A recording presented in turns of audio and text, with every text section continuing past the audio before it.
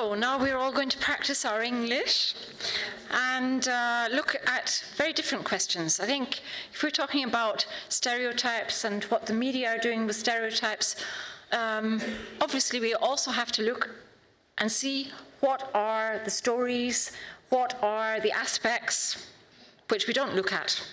And I think in the next block, that's exactly what we're going to do with two aspects which I'm pretty sure, if I sociologically asked you about questions which are in the media, I doubt very much if you would immediately mention one of the two themes we are going to be looking at in the next block.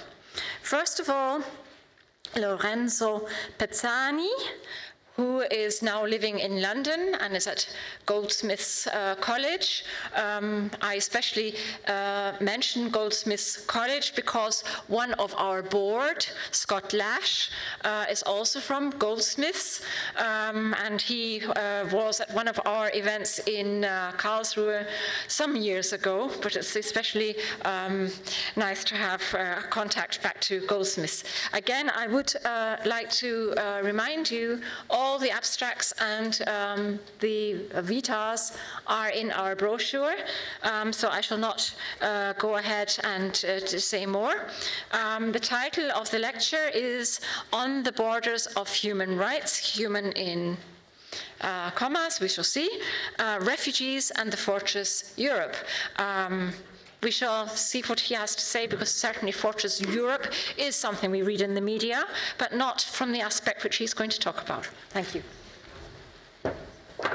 Much, Professor Robertson, for this invitation and for giving me the possibility of presenting this project that I've been working on for the past year and a half.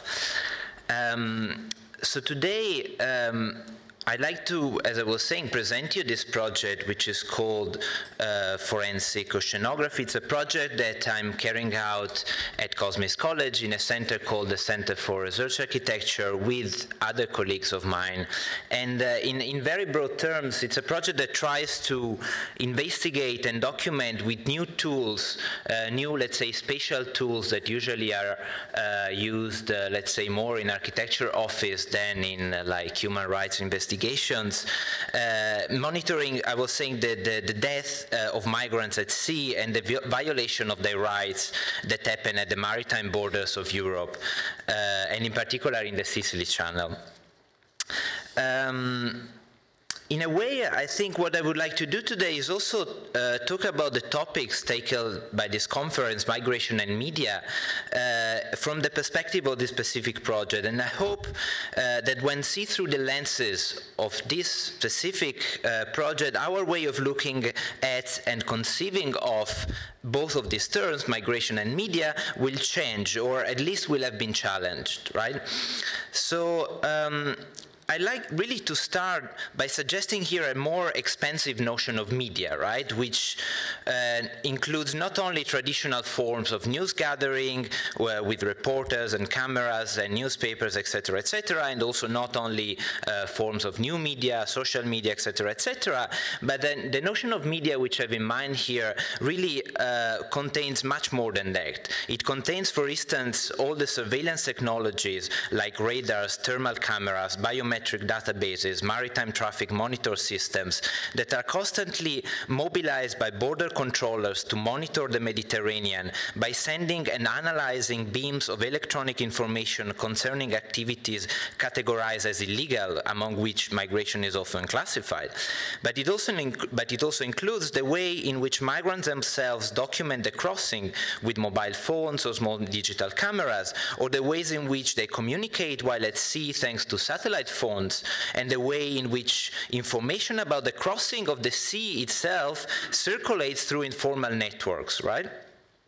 And finally, it also includes all the activity that activists and independent non-governmental organizations do in order to monitor the activities of states and military at sea, right? Like checking that, you know, the rights of the migrants are respected and we're not, right, trying to bring accountability for those violations, right? So if we follow this line, in a way, we start to understand the Mediterranean as a battlefield, right, in which the so-called war on migration, which is a term that's evoked by many activists to describe the violence and the violent militarizations of the borders, is fought by means of these very images and sounds, right? And it's fought around the possibility to see and to hear these images and sounds. I'd like to probe this kind of expanded notion of media, which I briefly sketched, by, as I was saying, talking about a specific case in which migrants have died at sea. And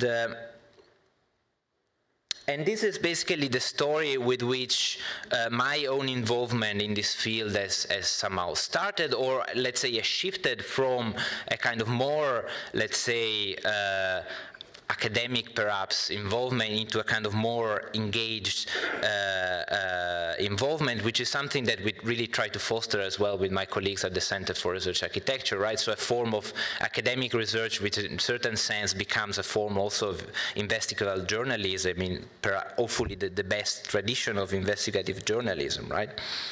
But let's go back to this story.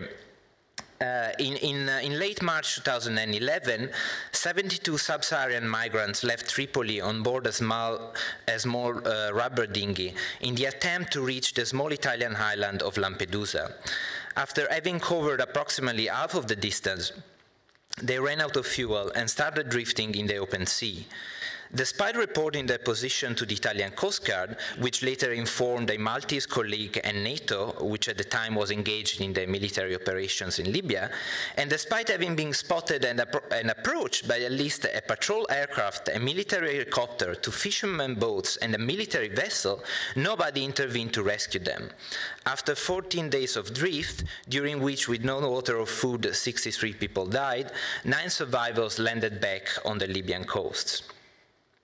And this is a map that we produced with our colleagues to illustrate this event, right? And I will come back later about how we drew this map and how we kind of reconstructed this event. But before, I think it's important to say as well that despite the particularly horrific conditions and circumstances in which this event happened, it is hardly an uncommon one, right? We know that since the end of the 1980s, when increasing restriction on the entry of non-European migrants into the EU territory entered into force, more and more migrants started to resort to clandestine, illegalized way of entering the EU, right? So, and this is a map produced by a network called Migrorop, which precisely shows the number of migrants that die at the maritime border. So you see Canary Island, the Gibraltar Strait, the Sicily channels, the Greek island, etc., etc. And what you see, actually, I mean, this is like a picture of which goes from 1994 in the top right and 2009 in the bottom left. What you see is that this increasing militarization of borders and the contextual blocking of the easiest and most used routes did not bring a decrease in illegal arrivals, but rather forced migrants to resort to more and more dangerous means of entry, among others embarking on unseaworthy vessels. So it has been estimated that between 1988 and May 2012, more than 13,000 deaths occurred at the maritime borders of the EU, and more than 6,000 in the Sicily Channel only, right? And here you see this progression with the, you know, the red dots is the number of migrants dying, and you see the increase, right? But the situation in 2011 was a kind of point of paroxysmal intensity, right? Of course, we know, like with the Arab Spring, the role of kind of watchdogs that Europe had assigned to the states of the southern rim of the Mediterranean was somehow broken. So many people took the opportunity and crossed the Mediterranean trying to reach Europe, right? And this resulted in what the UNHCR, the UN agency that deals with refugees, in what has been called the deadliest year in the Mediterranean, right? More or less, I mean, it is estimated that 1,500 migrants died while fleeing from Libya, and another 400 or 500 have died while fleeing from Tunisia, right? And these are really like conservative estimates, because of course there are a lot of these deaths of which we don't know anything, basically, because I mean these are the stories that have been reported in the newspapers precisely, but of course there are many more of which we don't know basically nothing. But in 2011, there was another element that, if possible, made all this story even more shocking, and it's the fact that this record number of deaths occurred in the Sicily Channel precisely at the time when some of the most powerful surveillance devices were deployed in the Mediterranean in the frame of the military operations against Colonel Gaddafi. And here you see a slide that has been released by the US Department of Defense in late March 2011, which shows the number of ships that were concentrated in this specific area here, right? And you see, like, it was 38 of these, like, very powerful, let's say, military ships. So this became, for many activists, a kind of binding call to action, right? Or rather, the occasion to fight the old battle against Fortress Europe with different means. And it was in response to this situation that a coalition of NGOs was formed with the aim of seeking direct responsibility for these deaths. And this is in this context, and it is in this context that my involvement started, right? Because we got in touch with these NGOs, and we started to reflect what could we do together. And I'll come to that in a minute. But before, I just wanted to mention that, I mean, of course, this was a kind of peculiar situation, but also in so-called peace times, in times of non-conflict, let's say, the sea is clearly not like this kind of vast expanse where nothing is happening, right? Especially the Sicily Channel, which is a highly populated and highly trafficked area, right? So here you see, for instance, some of the trajectories that the lines are the places where fishermen go, right? And you see here like the oil prospects, right? So there are a lot of like oil platforms in this area as well, and many more that will come soon. And then also, oops, something is wrong here.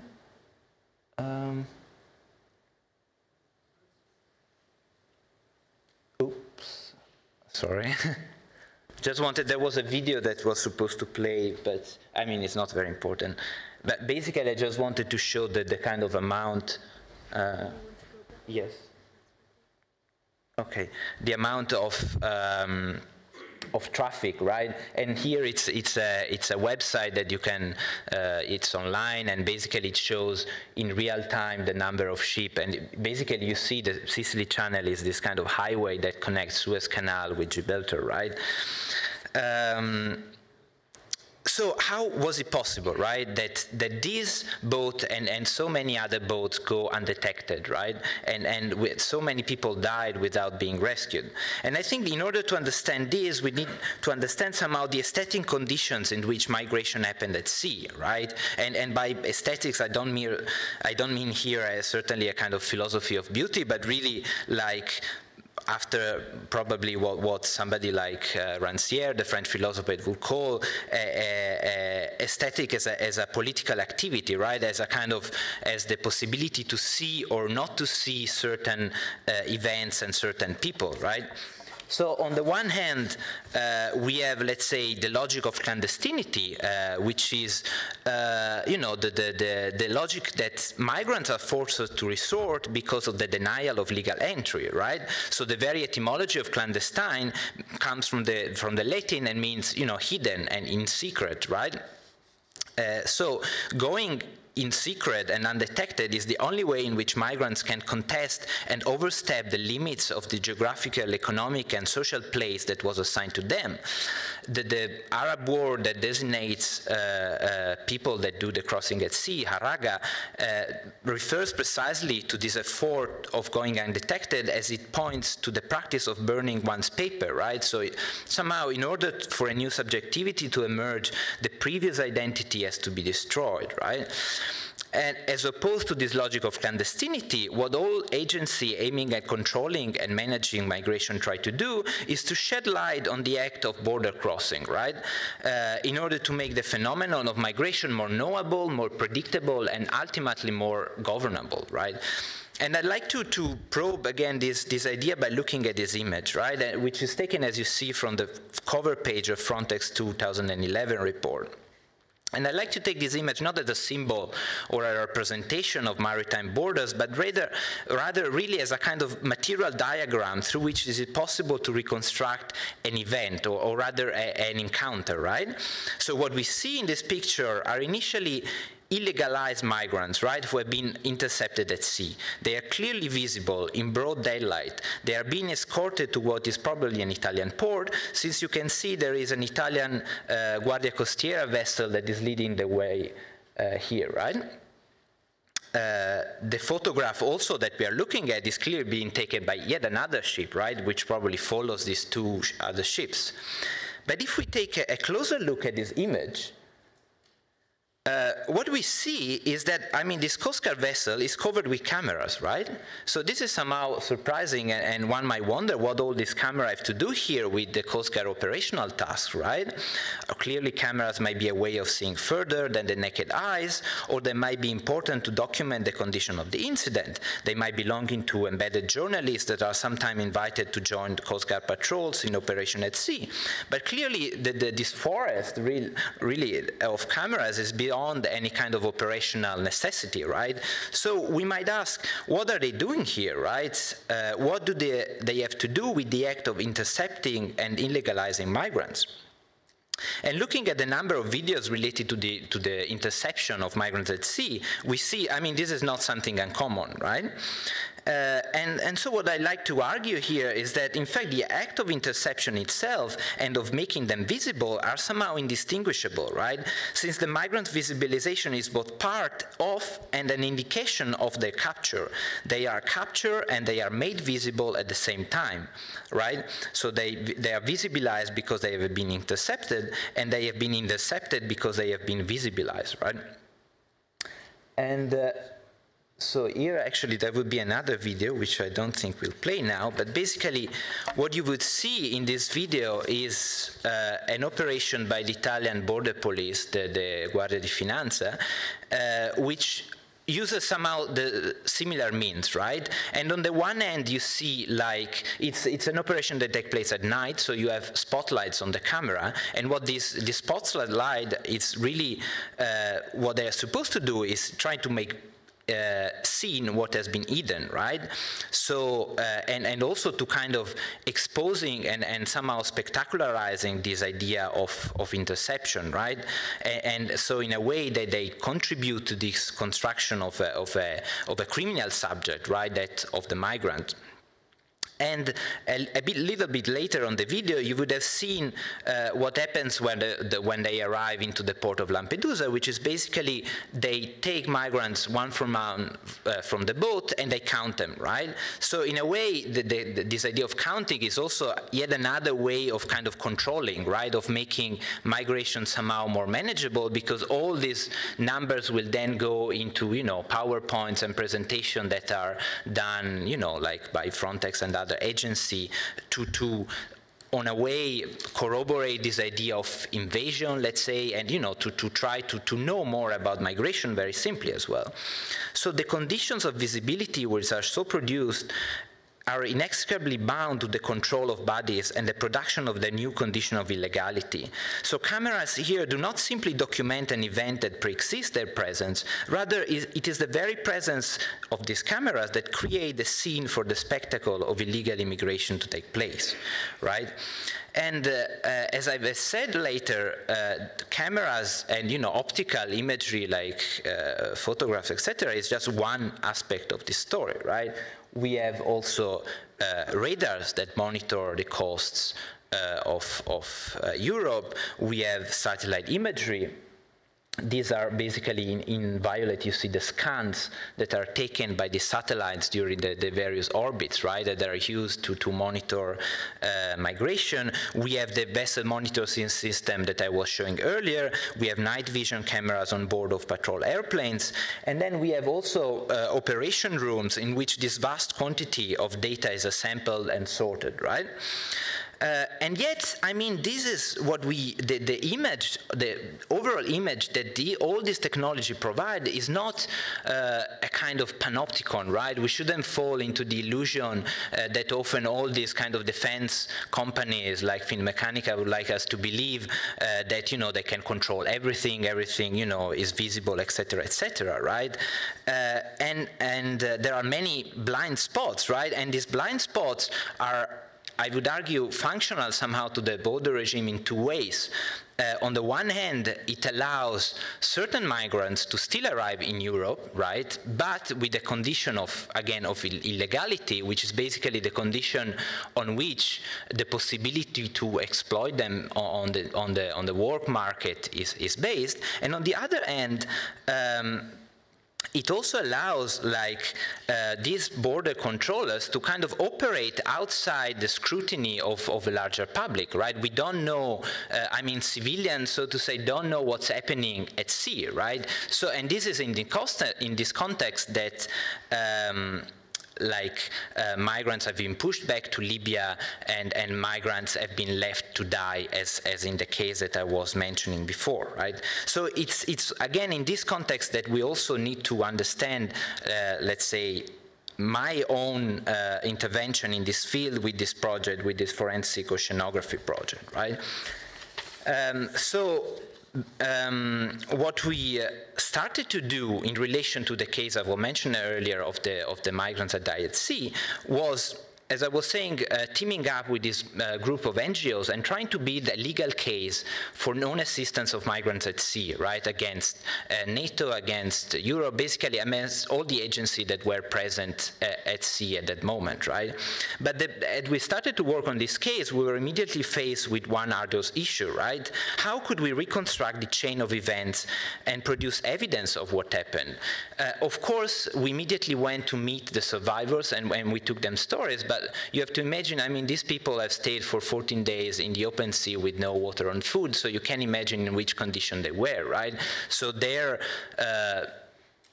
account of the story, although convergent on the most important points, is still very fragmentary, right? So what we did, yes, as I was saying, we went to interview the survivors and several other people who had done the crossing. As you can see here we are in southern Italy interviewing some of the people who have arrived by boat, really to try to get a picture of what's happening, right, out there in the sea. And then in a way we try to do like different kinds of interviews, like compared to, let's say, the standard human rights interview, in the sense that whereas, you know, usually human rights interviews are focused on how do you feel and, you know, how bad it was, what we're trying to get were really like information about the crossing and, you know, like trying to show and identify which were the ships involved in this case, right? And then we try to follow other clues, like phone calls that had been made to this man here, who is an Eritrean priest, who is a kind of extraordinary figure in the frame of, you know, migration in the Mediterranean, because it's somebody who has received like thousands of calls in the past years from migrants in distress at sea, right? So he is a very important source of information. Then we have looked at distress signals which have been sent out by the Coast Guard, and as I was saying, also like migrants' own recording of the trip, right? And yet another element was an image that was taken from a French patrol aircraft of this very boat before they started to drift, right? In a sense, this was all very interesting, but it was not enough, right? So what we tried to do was mobilizing, as I was saying, these new kind of technologies that try to somehow interrogate the sea itself, right? The kind of environment in which this story happened, to try to bring more information, right? So one of these technology was drift modeling, which is basically the idea that through like wind currents and wind and currents that were going on at the time in the Mediterranean, you could reconstruct the drift of the ship, right, from the moment where they ran out of fuel to the moment when they arrived back again on the Libyan coast. And we did this with an oceanographer. And then another element, so here you see again day by day, like, you know, how much they moved and in which direction. And another element was synthetic aperture radar satellite imagery, which is, ironically, I mean, some of the very means that, you know, as I was saying, like European states are using to counter migration, right? So we somehow try to use these means against themselves, like, and trying to see where, if there were any ship close to the migrants' vessel, right? So here, the yellow spot is the place where the migrants' boat were at a specific time, and the dots here were the signs, the location of boats, of military vessels that were close to the ship at that time. And we also did this with a remote sensing specialist, who, as you see, really identified, well, you don't see very much here because it's a bit too bright, but like these small dots are basically these vessels, right, that are identified by the radars. So basically what we finally produced was a 73 pages long report, which is now being used for various legal actions in France and in other places. And I mean, the case, it's still ongoing, but certainly our map, I mean, started to circulate and was used, for instance, in a report that the Council of Europe did on this very story. It went, again, you know, on newspapers, each time slightly deformed, like with different colors and with misspellings, etc., etc. But it's interesting, I think, also to see, again, these new circulations in the media, again, of the story through, like, this very means, right? I think I'm well over time, right? So maybe I'll just, I guess I'll leave it at that, and then maybe in the discussion we can, I wanted to mention the kind of new project that we are involved with, but maybe, yeah, we'll leave it at that, and then we can discuss it further later. Or, yeah, as you, I mean, as you, maybe 5 minutes. Okay, so, basically what I wanted to say is that as soon as we released this report, it was quite interesting to see how many people came to us and, you know, started to say, hey, can you help us to you know, try to reconstruct again other similar cases, right? And I think this shows again kind of the somehow the importance of trying to shed a different light on what's happening at sea, right? So again, in collaboration with a series of NGOs, basically the same which are filing the legal complaint, which this summer gathered around this project called Boats for People, which was a kind of solidarity boat, so to say, that started from Italy and then went to Tunisia and then back to Italy in Lampedusa, and was really trying to connect somehow all the kind of struggles that are, you know, taking place on all sides of the Mediterranean against this kind of migration regime, and try to imagine new ways in which we could somehow contest this, right? And so in collaboration with them, what we did was launching this summer as a pilot project, this project called Watch the Med, which is, we are now trying to, for next spring to, you know, implement in a kind of better way, because this summer it was really a kind of, we tested it somehow. So this image shows an early sketch of this online platform, and it's basically a map that is based on this idea of crowd mapping, so where basically everyone could submit reports of things that are happening at sea. And what we try to show are not, you know, the routes that migrants take. You know, often on this Frontex report, you see these big arrows, right, that marks as if, you know, like there was a highway that would go from Libya to Italy with lots of people and this idea of invasion, etc., etc. What we try to do is not like replicate this discourse, but really trying to focus on cases of violation of migrants' rights, right? So cases in which migrants have not been rescued, cases in which they have been pushed back, etc., etc., etc., right?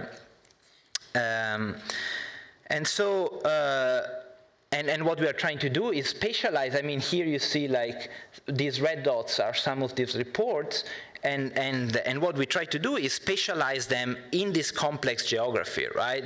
And contrary to the maps that we are used to, where we usually see land as crisscrossed by a lot of borders and the sea as a kind of vast open expanse, we try to invert somehow this vision, right? So the sea becomes really this fragmented space where a lot of like overlapping regimes of quasi-sovereignty and semi-jurisdictions precisely allow these things to happen, right? Because basically nobody is held responsible for this, right? Everybody's saying, oh, this was not my responsibility. You know, the Italian Coast Guard said it was Malta that was supposed to go and help them. Malta says, it was Gaddafi's fault. And you know, like the old platforms say, we are doing our business here. We're not interested in this. So in a way, like the sea is not this kind of vast kind of lawless area. It's rather somehow the multiplication of these regimes of semi-sovereignty that allow precisely this lack of accountability. And somehow what we try to do is trying to bring accountability by trying to exercise somehow what we have called this idea of a disobedient gaze, right? So trying to show what the migration regimes try to hide, which is precisely, you know, the violations of migrants' rights, the deaths, etc., and trying not to show what the migrants themselves try to be kept hidden, right? I.e. their trajectories, their ways of organizing migration, etc., right? So yeah, I mean, this is like the contribution that I wanted to offer for discussion, and I hope there will be a way to talk about this later. Thank you.